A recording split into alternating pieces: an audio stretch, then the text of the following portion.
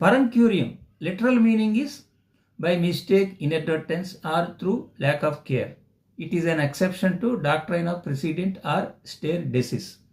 Article 141 deals with this doctrine, we know that. So the subsequent benches are bound by the judgments of the previous bench, that is this precedent theory.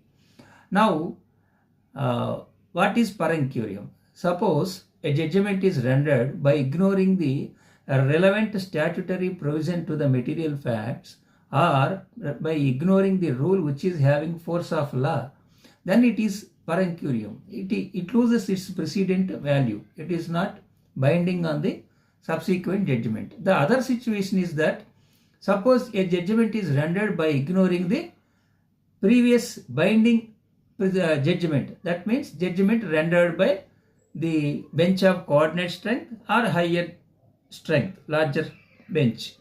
So then it becomes parancurium. Now, which judgment cannot be said to be a parancurium? For example, one judgment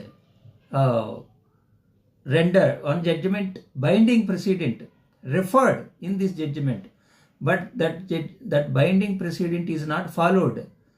By relying another judgment, this judgment given a different ruling, then we cannot say that it is a parancurium. It may be legally correct or not correct. So this is an exception to parancurium. If you see the judgment of Central Board of Dawoodi Bohra community, we can understand what is an exception to parancurium. So parancurium means the parancurium doctrine not applicable to the arbiter dicta. We cannot say that this present judgment which is cited is not followed the arbiter dicta of another judgment, previous judgment. It applicable only ratio decidendi.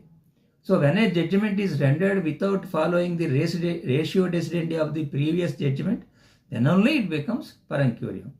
The latest judgments relating to this parancurium are Bajaj Alliance Judgment 2024 and Kapil Wadhwan Judgment 2024.